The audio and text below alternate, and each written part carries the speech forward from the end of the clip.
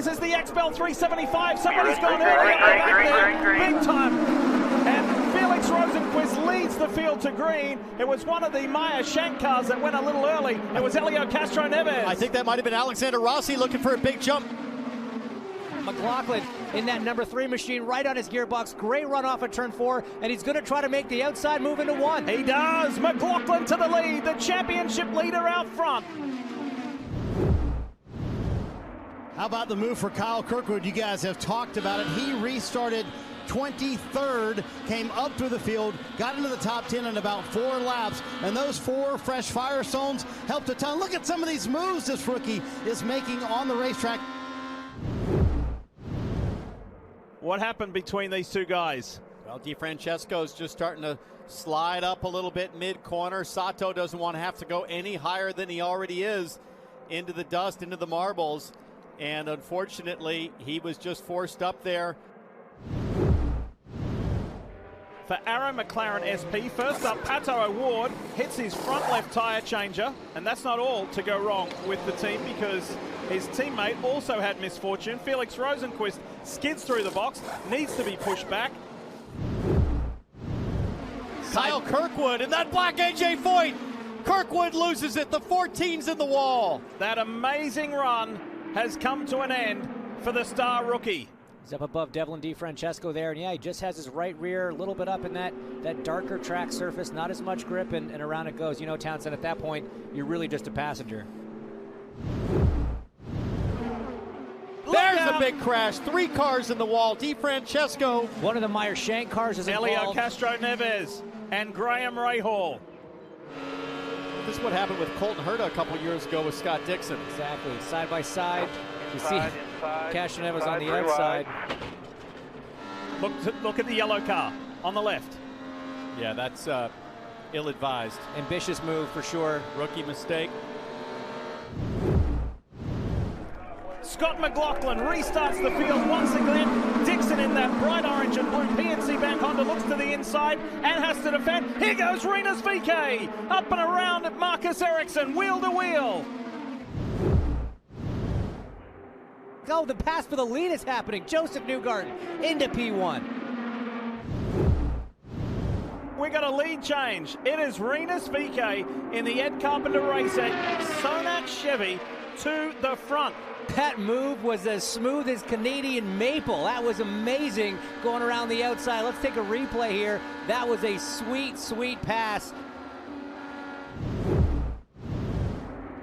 Look at Will Power. He's had enough of fuel savings. He sends it into 1. That's the way to do it in the Verizon Chevy. Jimmy Johnson on Santino Ferrucci. Usually that's the move that Ferrucci pulls off. Jimmy Johnson is in the top 10. We haven't said that since he's been in IndyCar racing. This is where you get nervous, really nervous.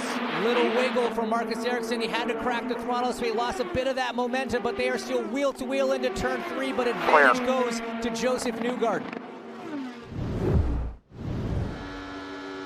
Look at this up front. McLaughlin on VK. Around they go. And this guy is trying to do what Scott Dixon did a couple of years ago by winning back-to-back the first 2 races of the season. White flag waves, 1 to go for Scott McLaughlin. Lee Callum Islet's last lap was 190 miles an hour. This is going to give Newgarden a chance on the back straightaway. Look out, look out. Malukas is first one on the list. Got to go to the inside. McLaughlin can't get there though, not close enough. Teammate is coming. Here comes Joseph Newgarden on the high side. Newgarden on McLaughlin. It's going to be a drag race. Newgarden has done it. Newgarden wins on the final lap. You're the man. How about that? Joseph Newgarden and the PPG Chevy wins in Texas. Let's go. Good team. After Scott McLaughlin led 186 of the 248, there's only 1 lap that counts, and Newgarden did it. Watch the Acura Grand Prix of Long Beach, Sunday, April 10th at 3 p.m. on NBC.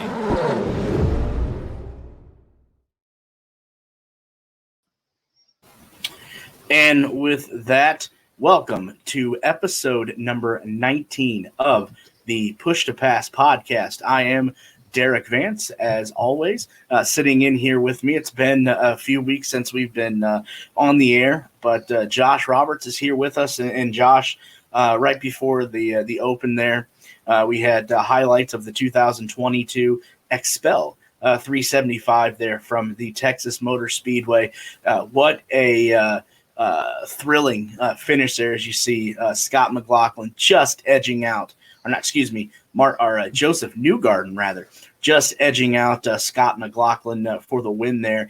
And I think all roads seem to go towards this being a exciting finish as well with the first speedway on the circuit this year. Yep, I can't wait. As I've always said, I love speedways. They are probably my favorite. A lot more passing. Growing up in Indy, you always had the 500. So I mean, going around, other just making left turns is always fun for me to watch. But I can't wait. Texas is always a great track. They get those speeds going, and like they said, it's at the end of that race there, it was a drag race back to the start finish line, and Joseph Newgarden pulled out the win, and we'll see if he can repeat it for a second year in a row. Yeah, absolutely. As we put the schedule there up on the screen for everyone, we are into race number 2 right there at the Texas Motor Speedway. We'll talk a little bit about that here shortly, but it is the PPG 375 from the Texas Motor Speedway.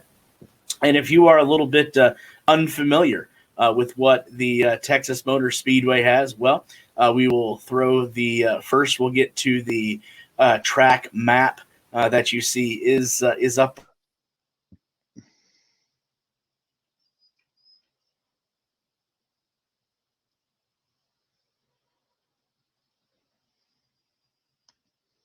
Speedway is repaved and it was redesigned in 2017.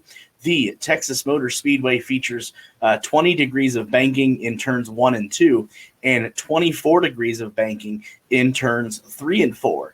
And a wide minimum 60 feet of racing surface has produced such memorable moments since the NTT IndyCar Series began racing at the 1.5 mile oval in 1997. And Josh, just like we showed there at the Open, no other memorable finish than what we seen there just 1 year ago.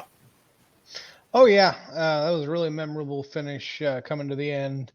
Newgarden was able to edge him out, and at the end, it's going to be an exciting race. I can't wait. I've got my popcorn ready to be popped, and got some caramel I'm gonna put over my corn. You know, I don't like regular popcorn. Gotta go with the gourmet popcorn.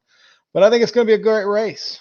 Just the speeds that these cars can get up to. I remember a couple of years ago that they were talking about how fast these cars were going. Sometimes they were pulling at least 1 or 2 G's, and I mean that can put a lot of force on the body. So this track is spectacularly difficult, and it's going to be interesting to see how these drivers adapt.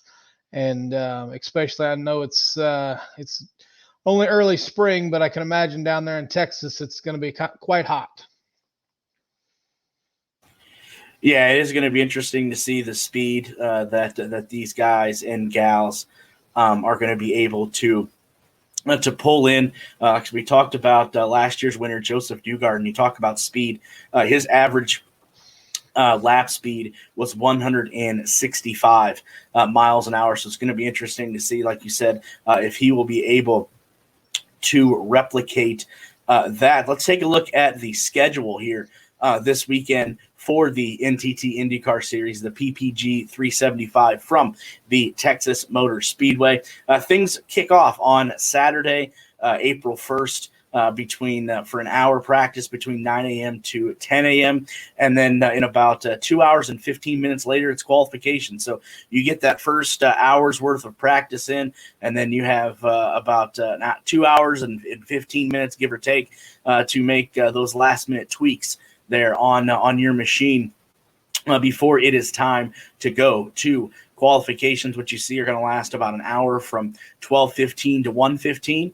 And then you got another semi-practice session, so to say. They want to get that high line session is what that is. They want to get some grip up there if any driver chooses to ride that high line. That's what that little 15-minute session is going to be about. And then you come back 15 minutes later for final practice from 2:30 to 3:30. And then you have till Sunday to make those last minute tweaks to try to get as much speed out of your car as you can, because 12:10, that is when the green flag drops. So a quick weekend, Josh, so to say, looking at the schedule, a lot of things kicking off on Saturday, but the most important, the race kicking off on Sunday.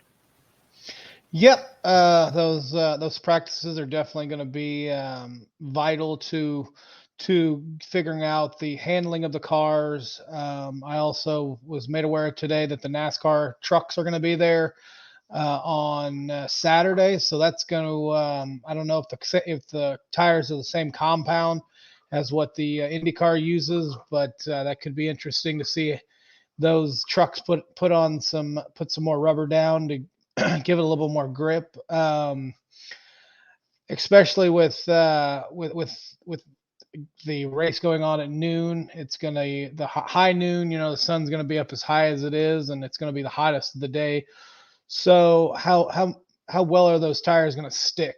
Going from the different tire dimensions and compounds, it'll be interesting to see. I'm really hoping that there's a lot of passing, that these guys aren't too timid and don't just sit back. I want to see a good race. I don't want to see a follow the leader type of race.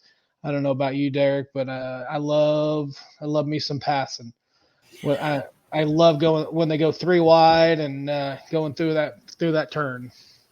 Yeah, absolutely. I'm hoping to see a lot of passing as well, and I wonder with the new style of body that is on these cars, how much this is going to impact coming up in a few months, the month of May, obviously, on that 2.5 mile speedway here in Indianapolis. So it's going to set the table. I think Sunday is definitely going to set the table for things to come when it's time for the month of May and the greatest spectacle in racing.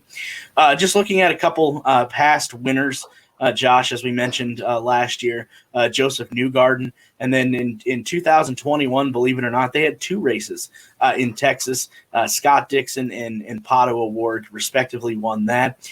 2000 and 2018, it was Scott Dixon finding his way to a victory lane both years there. And then in 2019, Joseph Newgarden was the winner there. So a lot of past winners that are still in the field. 2017, Will Power. 2016, Graham Rahal. 2015, Scott Dixon.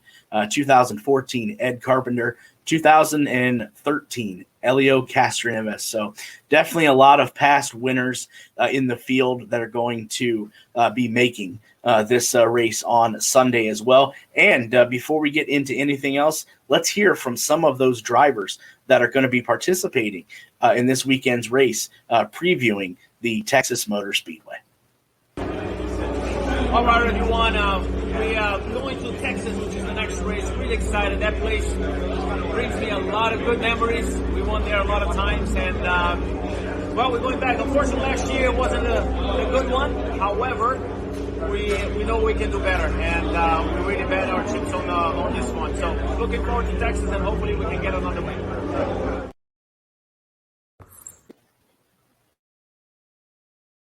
Yep, Texas is a great track, obviously, for our cars. We've had a fantastic showing last year, and it's a track I've had great results in the past, and I'm still chasing a win there. It's been eluding me too many times, and it's a track that I really enjoy. So I look forward to having a great performance.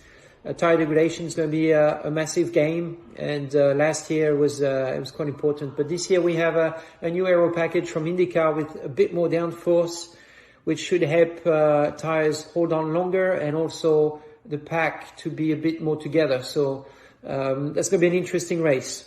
I really look forward to it. It's a daytime race, so it's still going to be a handful with managing the tires. Personally, I'm very excited for it. You know, it's the beginning of my year. St. Pete, unfortunately, didn't meet the expectation with the crash at the start of the race. So it's time to get some momentum going, and I look forward to it. I'm ready, and can't wait to be at a track that I really enjoy. Pretty excited. Pretty excited to head to Texas end of this week, actually. It was where I made my oval debut in IndyCar. So yeah, definitely looking forward to it. I think this year we've definitely stepped it up a bit, and as it was my first time last year, I'm sure I've stepped it up a bit as well. So yeah, it should be a good challenge. I think we definitely got some good speed. Chevy helping us a bit on the straight line as well with all that extra power. Yeah, looking forward to it, and it will also be our first oval with two cars. So that'll be exciting to get to compare a bit and hopefully learn a bit. But it's a compact weekend, and that never makes it easy. But also the challenging side we can hopefully capitalise on.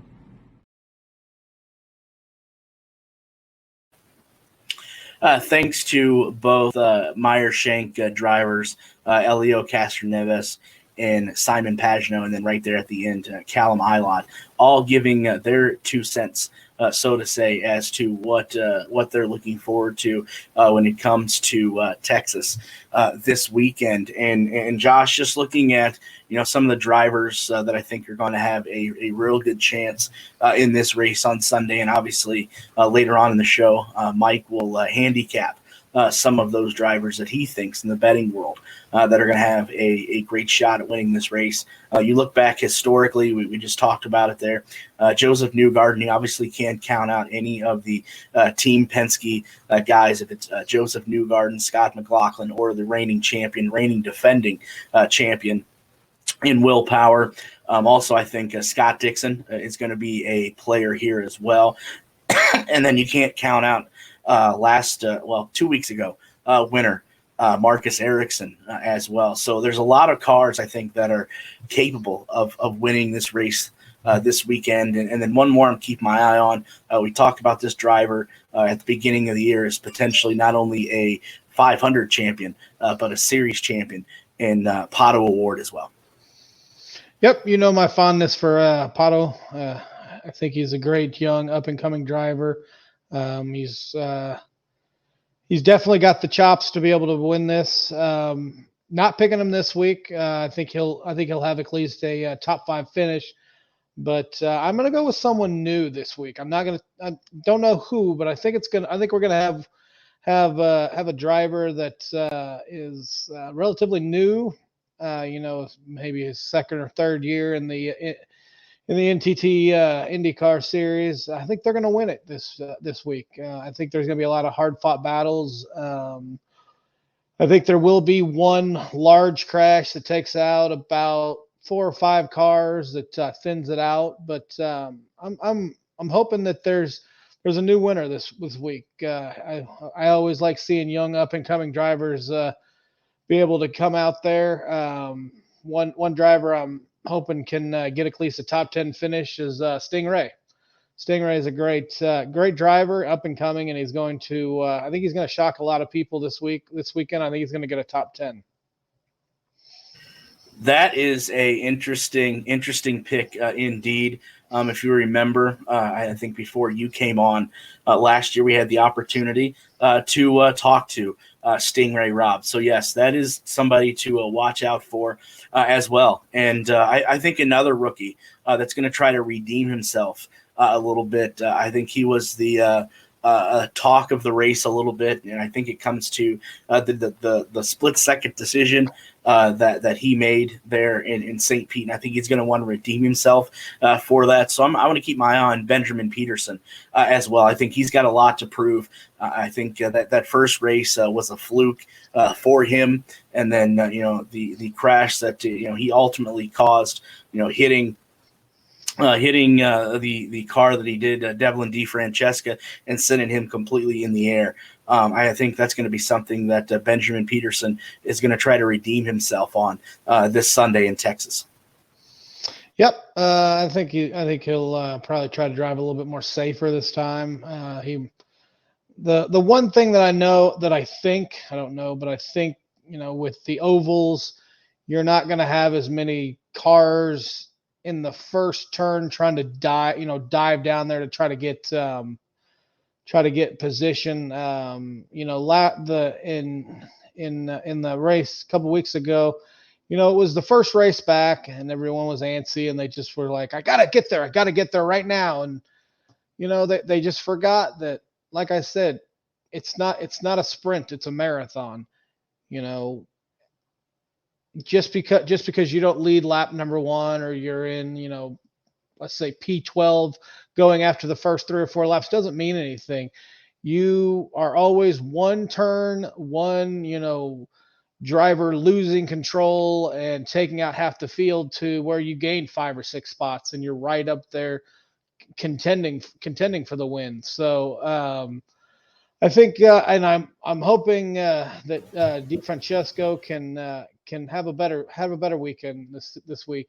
He had a short weekend on our last race due to the big crash, and I felt bad for the guy. I never want to see a guy go out there and on the first turn before they're even 20 seconds into the race be out of the race. It's disheartening, and I don't like seeing that.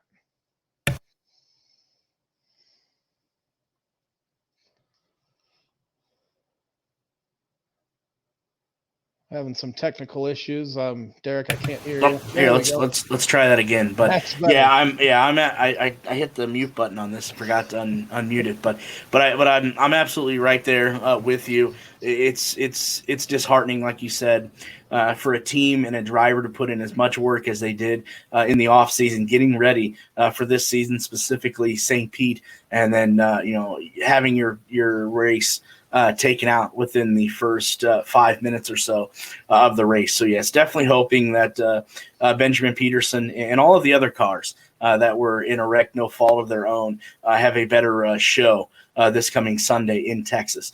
Speaking of a driver coming back, it was announced this week that Jack Harvey of the number 30 Custom Entertainment Ray Hall Letterman Lanigan Racing Honda is going to be medically cleared and be able to return back to the track in Texas. Like I said, after a tough opening race to his 2023 season, Jack Harvey has been cleared to race in his number 30 Custom Entertainment Ray Hall Letterman Lanigan Racing Honda at Sunday's NTT IndyCar Series race at the 1.5 mile Texas Motor Speedway Oval.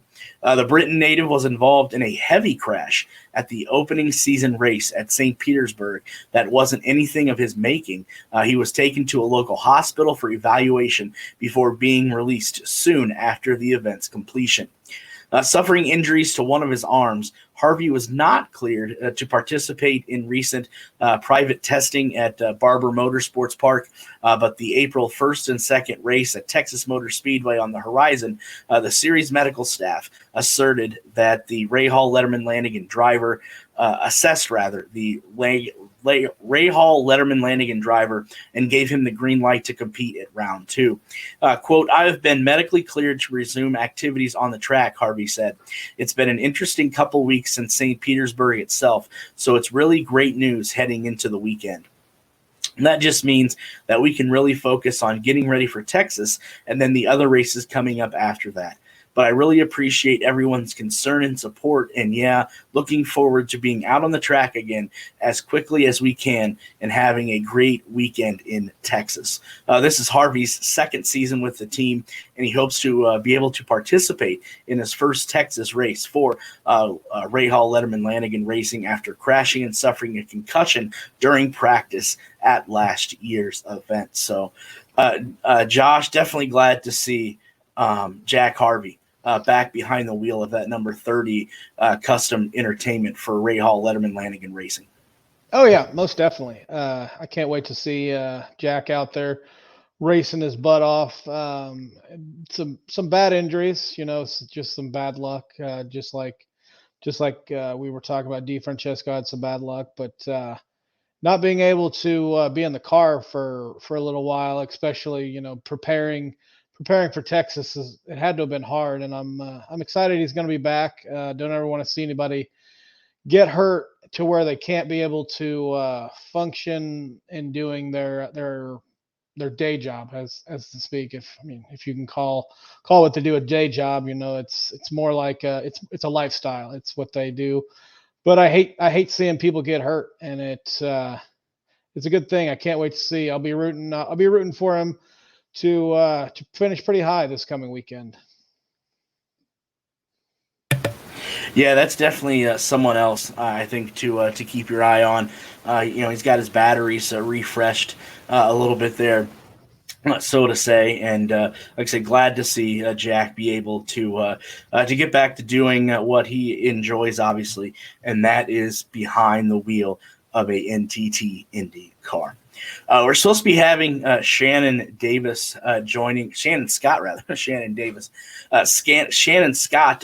us. I'm just waiting for her to pop in the room.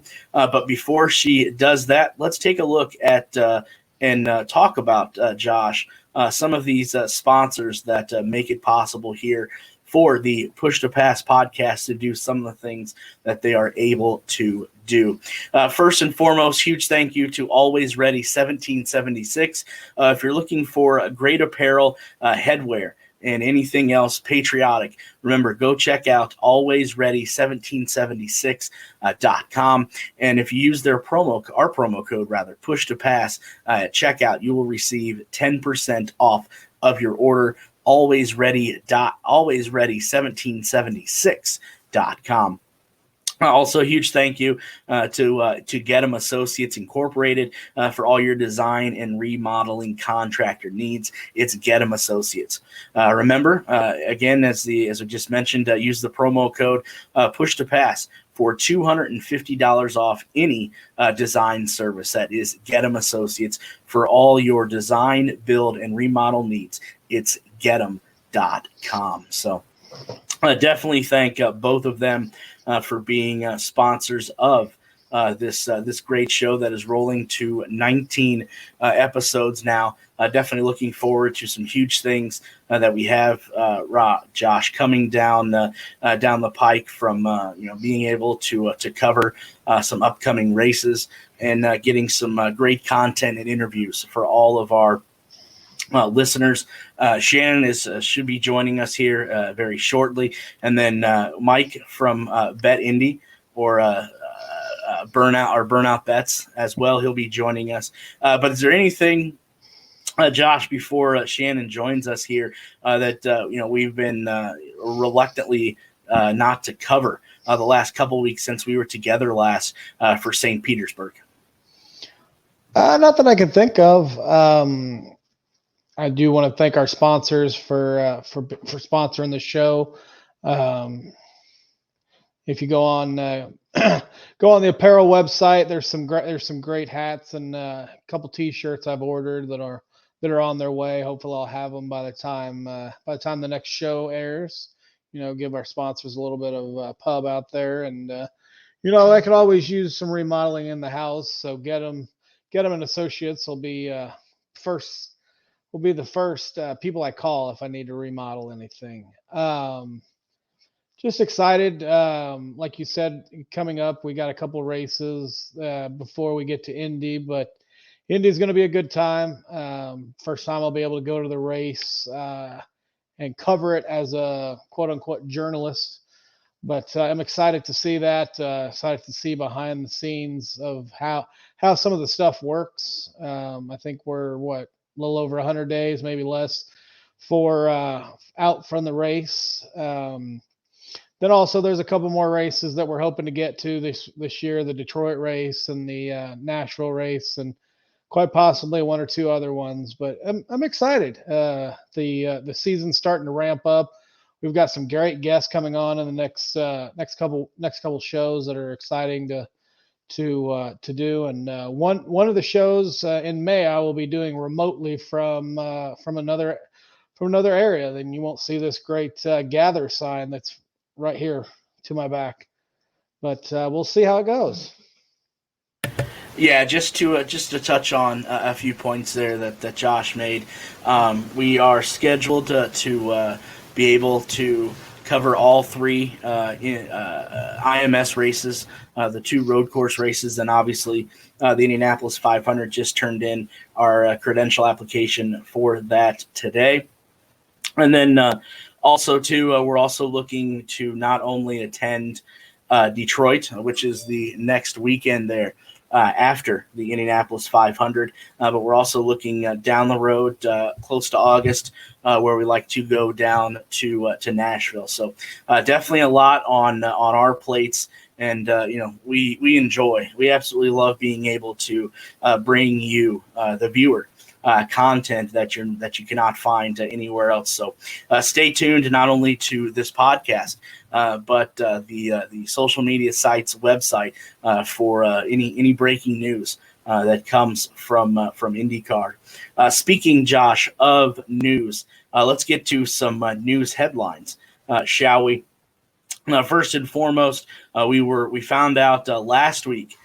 We were hoping that maybe our guy, R.C. Enerson, was going to be in the Indianapolis 500 this year, unless something drastic happens between now and May. It looks like the field may be set, as it was announced last week, that Ryan Hunter-Reay, yes, former Indianapolis 500 champion, Ryan Hunter-Reay is going to be pairing up with Dreyer Reinbold for the Indianapolis 500.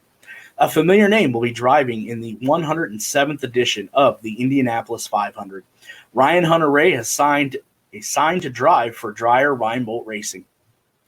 The 2014 Indianapolis 500 winner will pilot the number 23 Chevy as the Dreyer Reinbold team takes a bigger swing in decades to capture its first win at the Speedway.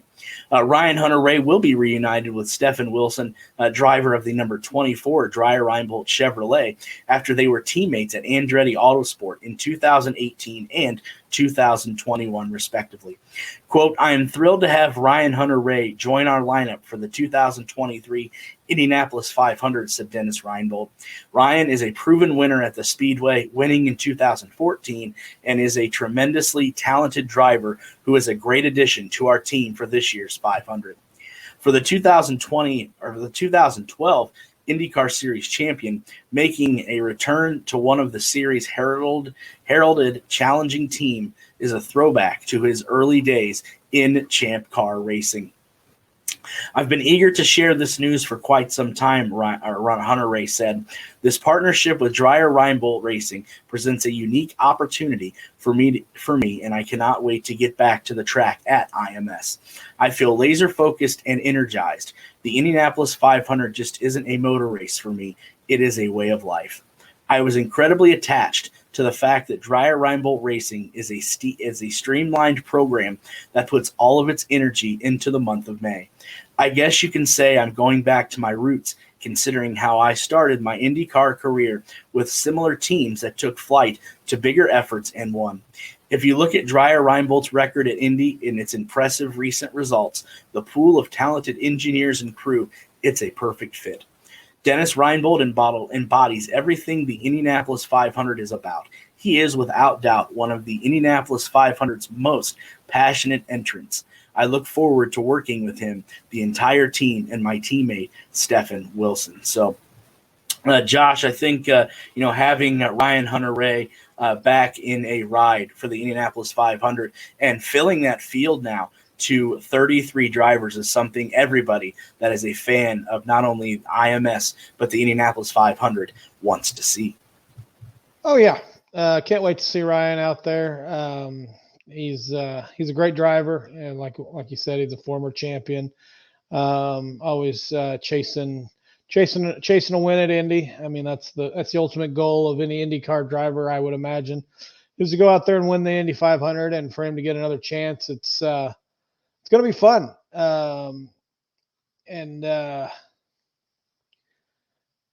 I watched him a couple times when he was still driving full time, and I mean, he's always a good guy. I've never heard any coarse words about him. He's a professional to everyone, and I can't wait to see him out there. I would imagine he's looking forward to it. And now that we have 33 cars, can't wait to see how it shakes out in May. Yeah, I think you're absolutely right. I am excited, as if you can't tell, to have the full car field there, and I think Dreyer Reinbold definitely has picked two great drivers from Stefan Wilson and now Ryan Hunter-Reay. So definitely going to make, if the 500 wasn't any more interesting before, I think it's going to be now with a full car field. Somebody else that I'm shocked that hasn't had or didn't get a full-time ride in 2023 is 2022 Indy Lights champion Linus Lundqvist. He won the last Indy Lights championship there in 2022 with 5 wins and 9 podiums in 14 races. But we finally get to hear from Linus as he will be testing for Ray Hall Letterman Lanigan Racing, Josh, after the conclusion of Sunday's race. So it's going to be interesting to see if maybe Ray Hall Letterman Lanigan Racing maybe has Linus do maybe a couple spot starts, or if they do have the funding and the cash, if they got the light cash, so to say, maybe they can put a car for him for maybe a couple races this year. Oh yeah, that'd be fun. And it just shows that how competitive IndyCar is. I mean, you have the champion, the reigning defending champion of the, I don't want to say minor leagues, of the class below IndyCar, that he can't even get a full-time ride. I mean, this sport is blowing up every day. There's more and more. It's more and more competitive drivers out there trying to earn a spot, and I have no doubt that Lundqvist is going to be able to earn a spot here in the future, and hopefully, if he does get a couple spot rides here and there, he'll show what he can do and maybe pull off a win. Fingers crossed. But I'll root for the kid. I'm always rooting for, like I said, I'm always rooting for the young kids to get out there and earn rides. And he also he's got to get on the trail of getting sponsors so that he can have a couple more rides. Yeah, that's definitely the number one factor in putting a car together, and putting a team together. Obviously, is you got to find that funding, and hopefully Linus and the whole organization over there at Ray Hall Letterman Lanigan Racing is able to put something together for him, so he's able to maybe turn some laps in this 2023 season. 2 more pieces of news to go over.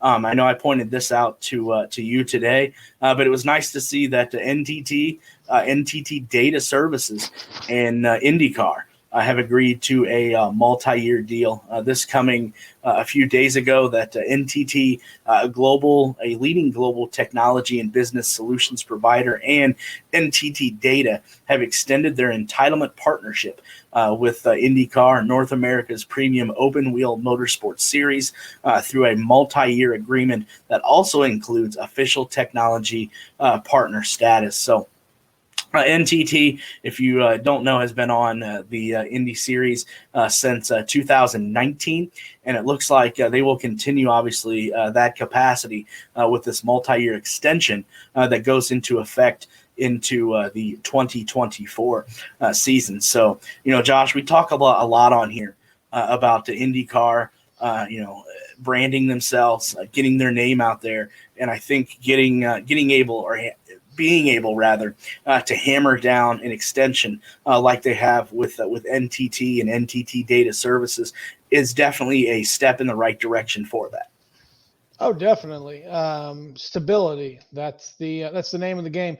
If IndyCar was jumping from title sponsor to title sponsor, it just doesn't. It's not good. It doesn't bode well for the league. But to be able to keep NTT in there as the title sponsor for at least 2 more years is a great thing.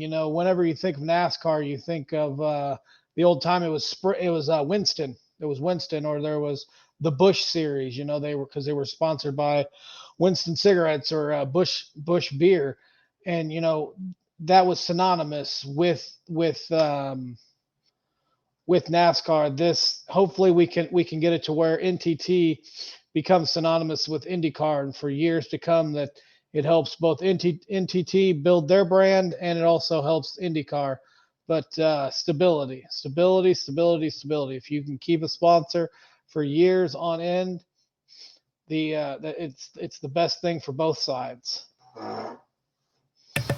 Yeah, I think you're absolutely right. You talk about how important stability is, and I can think of IndyCar going from what was it, Verizon at one point, and then I think there was I can't think the clothing brand. Izod. There we go. Yeah. So stability is huge, and like I said, I think that's how big this deal is. So congratulations to all sides, and now IndyCar, now knowing that they have a title sponsor for the foreseeable future, can now go out and brand like we've kind of harped on the last couple shows. Last piece of news before Mike joins us here to talk about the betting aspect of the Texas Motor Speedway this weekend. I know something you're looking forward to, but it was announced today that Brad Paisley is going to headline the Firestone Legends Day concert, which is 1 day before the Indianapolis 500. Country music star Brad Paisley will headline the Firestone Legends Day concert on Saturday, May 27th at the TCU Amphitheater at the White River State Park in downtown Indianapolis. Paisley will also be joined by special guest Russell Dickerson and Jackson Dean as well. The show will open at 7 p.m. with individual performances. If you're interested in tickets, which I know Josh probably has sold out the place, tickets will be available for purchasing starting 10 a.m. Friday, March 31st at livenation.com. I know we talked a little bit about this today off air, but how excited are you to see Brad Paisley coming to town with two young up-and-coming artists at the amphitheater? Outside concerts always have a special place with me when it comes to outside concerts. But what are your thoughts on this? I think it's a good thing. They're moving it away from the track. From my understanding, they're wanting to move the vibe to downtown. That's why they're going with the White River State Park amphitheater. I think it's going to be a good thing. Brad Paisley is a very, very, very good act. I can't wait. As you said, I'm going to buy out the whole place, with my money, light money, as we would say. But it'll be a fun time for whoever goes down. What I would have done was I would have put Brad Paisley at the end of Georgia Street and just filled up Georgia Street. You might not have been able to make the money that you would, but it would certainly be a great thing. They shut down Georgia Street a couple of years ago, back in I think 2012 when they had the Super Bowl, and that was a fun thing. I think you can get a lot more fans in there, get vendors in there. I'm not sure how the restaurants down Georgia Street would fare. They would be they'd need to get some more people, but I think the Legends Day concert is always a great thing that they've added. Can't wait to see who they put for Carb Day. Hopefully it's a good band that everybody can come out and see and have a good time, because Carb Day is typically one of the best days of May. Used to be skip day for all the seniors. Everyone would skip and head to carb day and just have a great time. And the snake pit. So the month of May is going to be a really good one this year. I can't wait. Yeah, absolutely. What great festivities that are built around the race itself, where you have Carb Day on Friday, which I'm sure you never skipped school to go to because school was so important to you, and then you have obviously the 500 parade on Saturday, and then you have the concert there Saturday evening, which leads to the Indianapolis 500 on Sunday. But you were talking about making money, making light money. Well, the man that makes all the money for all of us just stepped in the room. Mike from Burnout Bets. I know it's been a few weeks, sir, since we spoke with you. Did you already throw your bracket away, or did you make some money off of that? I just spent a week in Vegas. I go to Vegas every year for March Madness, man. It's a tradition of mine. Just spent some time out there with some friends and family, and yeah, I had a good week. I had a nice little 14% ROI, which I'll take. It took a lot of work, but all I really care about is the first two rounds. I don't really. I had a bracket. Yeah, it's busted like everybody else's. I think I had Houston, Bama, but I don't care too much about that. All I care about is who covers the spreads in weeks 1 and 2, and it was a good fun week. And I got to do a little IndyCar. Every year I go around, hit a couple sports books up, and I asked, I have some friends out there over the years, some sports book directors, and I always kind of say, hey, you got any IndyCar odds for me? And I usually get laughed at, and they said, no, we're not putting those up. But this year, actually, I'll be honest, I was pleasantly surprised. All of the apps, MGM, Zap, Resorts World, Hilton's app, the Superbook, Circa's app, or Westgate's app, the Circa app, they all had Indy 500 and IndyCar Championship odds available to bet. So I did place a couple bets. I found some good numbers. I added Pat O'Ward at 7-1 for the championship. 7-1 is way better than you see in Indiana or any other places. I found that on BetMGM's app in Nevada. Every state's gonna be a little bit different. And then I added Dixon at 7-1 for the 500, that's really based on the number. Like, he's 5-1 everywhere else. I said I'll add 7-1 because the 500 is really like the Christmas of IndyCar betting. That's where we get the most bets, the most props. Knock on wood, we'll have all that again this year. So I always have the most money invested in 500, which has been really good. Last couple of years, we gave out a lot of winners on this show last year. Gave out a ton of winners on Burnout Bets. So yeah, man, bracket's busted, but the wallet's padded. So that's really all I care about. That's good. How much money did you put on Florida Atlantic? I know you had them in your Final Four, obviously. Oh man, I got a good Florida Atlantic story. And we were just talking about this a second ago. I have a cousin that lives out there. He's a ticket writer at one of the sports books. And he has a basketball model. And we showed up on Wednesday night, and he's like, I got FAU in the Final Four. FAU's going to the Final Four. I'm like, okay, cool, man, whatever. Like, all right, we'll bet on them. So we bet on them first round. We made money. We bet on them second round. We made money. And then, I figured that was it when they were going to meet Bama the next week. And I'm back home watching that. And little did I know, he bet 35-1 that they'd make the Final Four. So, wow. So he had a nice little couple. He only put, I think, $20 on it. He's like I said, he's a ticket writer. So I'm kicking myself because I could have easily thrown, $25, $50, $100 on that. And I didn't listen to him. He has a model he uses, and in the years past, it's been right, it's been wrong, but yeah, he spit out FAU, cashed a 35-1 ticket. That is a nice little cash. And he's raking in the money on FAU. So I hit some of that boat, but missed the majority of it. I definitely did not get a 35-1, which would have paid for the trip, which would have been pretty sweet. Most definitely. Florida Atlantic's coach is from Indiana. He grew up down in Greene County, so I'll be rooting for him this weekend, along with Miami, who's got a player that hails from LC, which is out on the northeast side of Indianapolis here. So, but glad to hear you had a great time out in Vegas. Where'd you stay at? Did you stay with your friends and family, or did you stay at? No, we stay at Resorts World Hilton. I'm friends with a couple people that work out there, like I mentioned, and so we get a good deal, and we stay there at the brand new Resorts World. Great sports book, beautiful TVs, beautiful setup, couches, service is great, not too crowded, easy to make bets at. The app is good; you can bet live throughout the whole game. So, highly recommend. It doesn't get as good a rap as Circus Sportsbook downtown is beautiful. I love that place. Yeah, I mean it's an eye to behold. But during March Madness, it's it's a zoo. So Resorts World is just equally as it's crowded, but just crowded enough. Like you don't got to wait in lines. You can eat good food, drink good drinks, and you get some really good TV sound going. So highly recommend the sports book at Resorts World in Hilton for anybody. Well, Josh, if we ever make it out to Vegas, we know who to name drop. So keep that in mind. You guys let me know. I'll make sure you get taken care of out there. Oh, all right. We have a race this weekend. Believe it or not, it's been a few weeks, Mike, since we've had cars on the track. But Texas Motor Speedway, the first speedway of the year. You look at all the favorites from last year with Joseph Newgarden edging out his teammate right there at the end.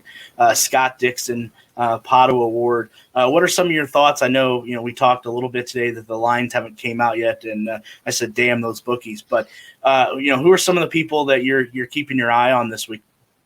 Yeah, so looking ahead to this race, obviously we have no lines yet. Thursday, maybe. I don't know. Texas, I have a theory going that we need the races to be in the states that have sports betting legalized to get some of these odds. Obviously, Florida, it's not. So that explains a little bit of what we saw at St. Pete, having no lines until, was it Saturday? I think we had to wait for it. And we really only got outrights and top threes.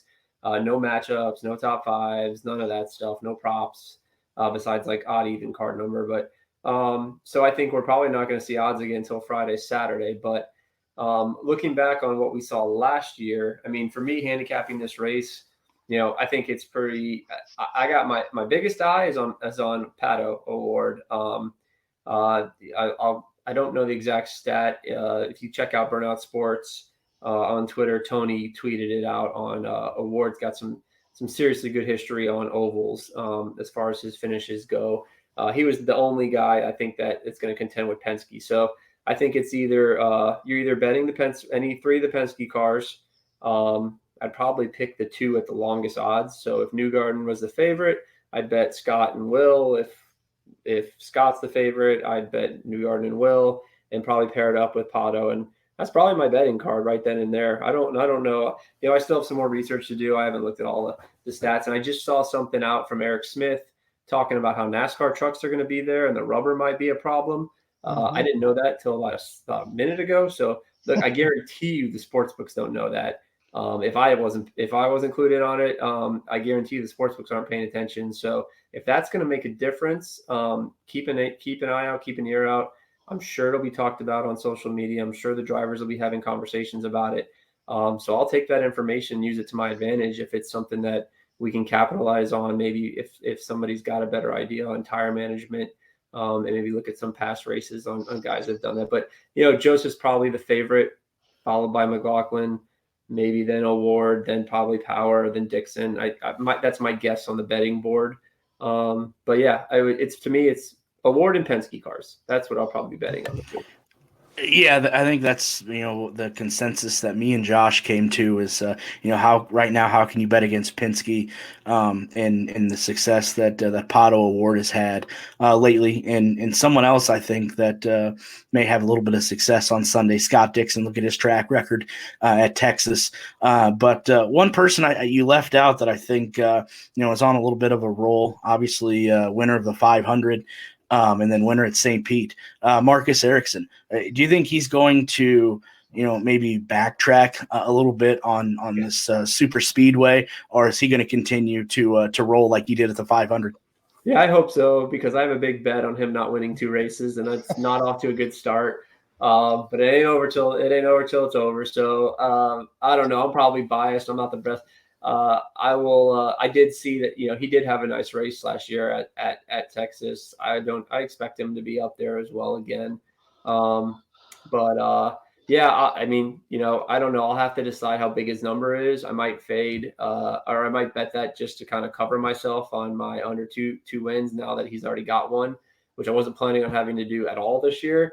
But now I think that depends on what you have bet already. But I don't know. I'll keep an eye on practice times, see if he's fast. We'll that's all part about just like watching, listening, doing the research, seeing what your eyes see. The sports books obviously don't care too much about IndyCar, unfortunately. Maybe one day it'll be, the NFL today just announced they're going to have kiosks in every stadium, so I'm waiting for the day where like during a caution, I can run down behind the grandstand and I have a kiosk there from like BetMGM or Caesars, and I can go ahead and live bet a race.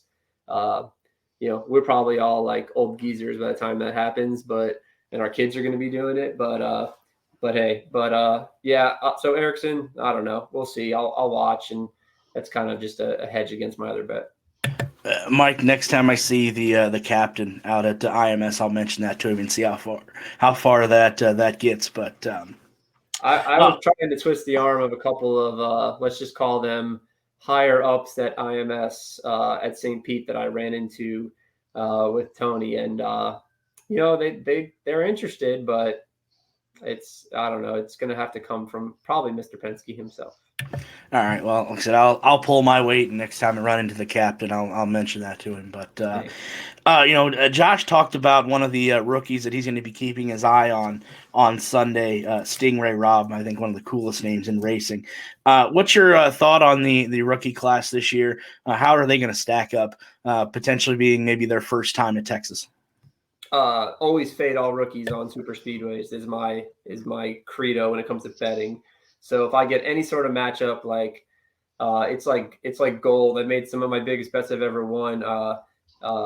Believe it or not, Marco Andretti used to get paired up against some rookies back in the day, and Marco was the greatest guy because he would just kind of roll around in the middle, never do anything crazy, never fast, never slow, wouldn't crash his dad's car, but he'd always beat the rookies who would either crash or be at the back. So I think there's a learning curve, in my opinion, on the super speedways. It makes logical sense too. Like I'm sure they're a little freaked out going 220 in a super speedway. So I'll be looking like if we get matchups and I see any sort of matchup. Graham Rahal in the past used to get paired up with some rookies. If any kind of veteran doesn't qualify well, and the sports books just happen to pair it up with a Stingray or Marcus or any of those Armstrong, like any of those dudes. That's a big time. That's like a couple unit bet in a matchup.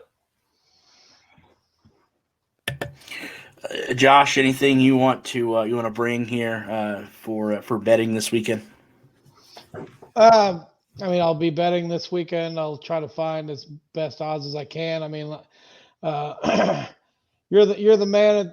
Mike. You're the man about this. I'm just listening to you. I know more about all the other sports. Hopefully, we get more odds and more. Maybe we get matchups this weekend. Maybe the first weekend, just the sports books we're holding out to see how it went. But hopefully, maybe we get more matchups. And can't wait for this weekend. Throw a couple shillings down, a couple shekels on a driver or two. You've now made me rethink my prediction that Stingray Robb is going to be a top 10. But in my heart of heart, I hope that a rookie can do something at this track. Well, top 10. Like, don't bet him to win. I'll tell you that. I wouldn't even bet him in top 3 but top 10, you probably still get some good odds. You might even get double digits, 10 to 15 to 1. On a top 10 for him. And it's not out of the question. The cool part about betting ovals, it's not like our road and street courses where, pretty much the winner is going to come from your top 3, top 5 qualifiers. You don't have to qualify well at an oval. You can qualify 10th, 11th, have a bad lap, and easily move through the field. Same thing goes for matchups. Like you don't have to worry about grid position. The sports books are going to price the matchups by grid position. And obviously in a road course and street course, that matters a lot. Obviously, if you got a matchup with a guy starting 10th versus 20th, give me the guy starting 10th every day of the week. But when there's a guy starting 10th and 20th on an oval, especially a super speedway oval and a longer race, like that's no big deal. Like there's plenty of time these guys are going to be mowing through the field. We've seen that before. There'll be a ton of passing. You got to watch out for that too. sometimes in some of these shorter ovals, you have to watch out. The drivers will tell you in the practice comments and in some of the interviews after Friday practice and Saturday practice that like, hey, there's only one line, or hey, we only, we don't have two lines to work with here. There's no high line, there's no low line. So, pay attention, use the information you got, and then, fingers crossed. Like I would always tell you, like option one is always bet matchups. If you want to make money, you got to bet matchups. You want to make, and then after that, keep your eye on the top fives, top threes, and then, you could sprinkle, 25% of your allocated budget towards some outright cards. But it's hard to pick winners, but it's not that. So it gets a lot easier.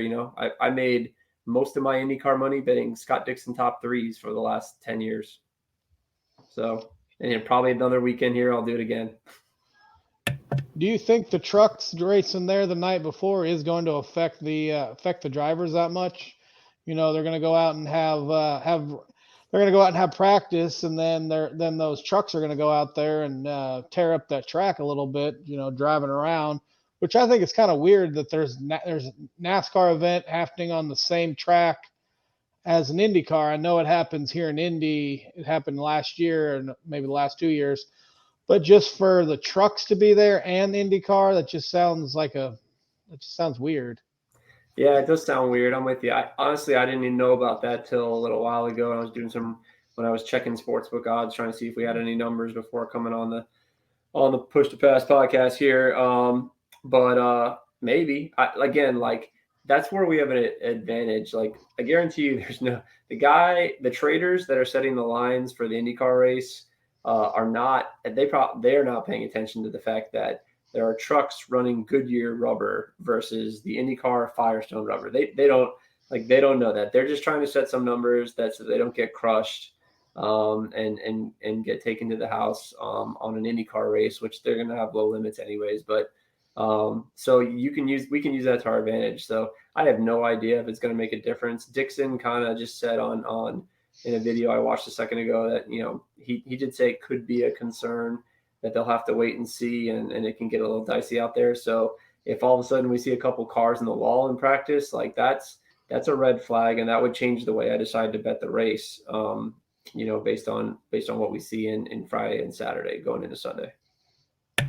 Mike, I know it's probably going to be a few days potentially before we get some lines, but where can people find you so you can give that information out, and then anything planned this weekend between you and Tony for having a Twitter Spaces? I'm sure Tony and I are going to do something. There might be an IndyCar show. Honestly, we haven't talked about that just yet. We're just kind of playing the waiting game for who's going to post lines first. You can follow me at Indy_bet. I usually tag out burnout bets in all of my tweets. And pretty much I only tweet about IndyCar betting. I try to stay in my lane when it comes to that. So yeah, man, you can keep an eye on Twitter. I'll post the odds as soon as I see them. If we're lucky, maybe it's tomorrow night. If not, hopefully Thursday. If not, we're going to, we'll play the waiting game until we see something. Maybe it's after the first practice, but yeah, so follow me on Twitter. That's where everything goes. And hopefully we can get some opportunities to make some money this week. Yeah, absolutely. We need to make up. Some of us do need to make up for that NCAA tournament bracket that went to hell in a handbasket the first day. But Mike, as always, hey Mike, hang on, Derek. Before I let you go, I do want to let you know I won a bet today. I bet the over on the Wings and Penguins game. It was over 6. The Red Wings scored 7 themselves. I scored a $200 win on that one. Very nice. I'm a big hockey bettor. I enjoy betting hockey. I enjoy going to hockey games here in Tampa. I'm a big Lightning fan, so I always have a little action on the game. I got a couple of bets I love, but yeah, 6 is always an automatic over. 7 is always an automatic under for me in hockey. Hockey's a fun sport to bet. So nice job. Oh, thank you. Yeah, I was very skeptical until I saw that at the end of the first period that they had 6 already. That is the best way to win an over, right then and there. Oh yeah. Well, thanks, Mike. We appreciate what you're doing. Go ahead, Derek. Derek, you're on mute. I'll just see if you're paying attention. Mike, as always, a huge thank you for joining us, and look forward to seeing the lines that are put out this weekend, and a week from now, seeing how much money you made, everyone. All right, guys. Take care. Have a good weekend. Bye. Yeah, you too. Go check Mike out, like we said, at Burnout Sports, Burnout Bets, and then at Indy_bet for all your betting needs this weekend. So with that being said, Josh, we are going to wrap up episode number 19 of the Push to Pass podcast. 19, yep. Anything else you want to add before we get to a special sneak preview, if you have not seen it, of 100 Days of Indy? Nope, not really. Just waiting. Can't wait till this race on Sunday. It's going to be an exciting time. Can't wait. Going to play some bets. Going to pop my popcorn, pour the caramel over it, and just have a good old time. Also, get together, watch some WrestleMania this weekend. Yep, cannot forget the two-night extravaganza that is WrestleMania, so check that out. And then high noon there in the great state of Texas, the PPG 375 from the Texas Motor Speedway. So that does it again for Push to Pass. We'll be back in about 1 week's time to review what we were going to witness there on Sunday. So hopefully you'll be able to join us then. For Josh Roberts, I am Derik Vance, and that does it for this week's episode. Again, we are going to leave you with a sneak peek of 100 Days to Indy. So long, everybody. Bye-bye. The Indianapolis 500 is our mecca. It's our Super Bowl. It's the largest single-day sporting event in the world, so it's a crowd like no other. And it's a very tough race to win. I still have butterflies, I still get nervous before the start. This place chooses the winner every time, and you gotta earn it. It's gonna be a great day. Let's be part of history. The Indy 500 is the one event in the world that can take your name to an entirely new level. It's dangerous, but that's the thrill of it as well. The Indy car is just so competitive. You make one little mistake, there are 26 other cars out there, and they will beat you. For 17 races, we got to go out and do our job. I'd do like anything to win the 500. I think this season is going to be tough. Real tough. I get to drive race cars for a living, which I think is every man's dream, bro. Win the championship, win the 500. Those are the main goals always. We've actually had a very poor performance at the Indy 500. It's unacceptable. We are red flag. We're risking our lives, but it's what we want to do. It's what we love. Let's go. Let's go. I just want to beat every out there. I don't care. They should try a lot.